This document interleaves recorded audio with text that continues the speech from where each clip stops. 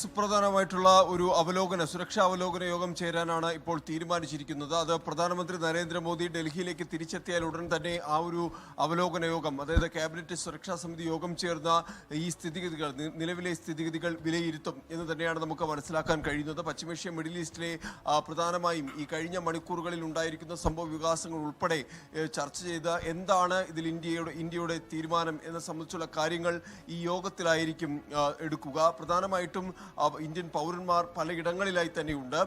ഇറാനിലും ഇസ്രായേലിലുമായി ഏതാണ്ട് 30,000-ത്തിലധികം ഇന്ത്യൻ പൗരന്മാരുണ്ട്. എന്നാൽ ഗൾഫ് രാജ്യങ്ങളിലേക്ക് വന്നാൽ ലക്ഷക്കണക്കിന് ഇന്ത്യൻ പൗരന്മാരാണ് ഈ ഗൾഫ് രാജ്യങ്ങളിലായി ഉള്ളത്. അപ്പോൾ അവരുടെ സുരക്ഷ സംബന്ധിച്ചുള്ള കാര്യങ്ങൾ, അതിന് പുറമെ തന്നെ ഈ ഊർജ്ജ വ്യാപാരം തുടങ്ങിയ മേഖലകളിലെല്ലാം ഒരു പ്രതിസന്ധി, ഇങ്ങനെ ഇസ്രായേൽ ഇറാൻ ആക്രമണങ്ങൾ നീണ്ടു നിന്നു കഴിഞ്ഞാൽ ഈ മേഖലകളിൽ ഉൾപ്പെടെ തന്നെ ഒരു പ്രതിസന്ധി നേരിടുന്ന സാഹചര്യങ്ങളിലേക്കൊക്കെ കാര്യങ്ങൾ കൊണ്ടെത്തിക്കും. അപ്പോൾ ഇന്ത്യയുടെ ഇടപെടൽ എന്താണ്, ഈ വിഷയങ്ങളിൽ ഇന്ത്യയുടെ ഇടപെടൽ എന്താണ് എന്ന കാര്യങ്ങളിൽ കൂടി ഒരു തീരുമാനം ഇതുമായി ബന്ധപ്പെട്ട് സ്വീകരിക്കും എന്ന് തന്നെയാണ് മനസ്സിലാക്കാൻ കഴിയുന്നത്. കാരണം ഇന്ന് രാവിലെയോടുകൂടി തന്നെ വിദേശകാര്യമന്ത്രി എസ് ജയശങ്കർ ഗൾഫ് രാജ്യങ്ങളിലെ നേതാക്കളുമായി സംസാരിക്കുകയും ഇന്ത്യൻ പൗരന്മാരുടെ സുരക്ഷ സംബന്ധിച്ചുള്ള കാര്യങ്ങൾ ചർച്ച ചെയ്യുകയും ചെയ്തു. ഒപ്പം തന്നെ നയതന്ത്ര തലത്തിലൂടെ ഈ ചർച്ചകൾ നടത്തി ഈ പ്രശ്നം പരിഹരിക്കുന്നതിന് വേണ്ടിയിട്ടുള്ള ഇടപെടലുകളും ആവശ്യപ്പെടുകയും ചെയ്തിട്ടുണ്ട്.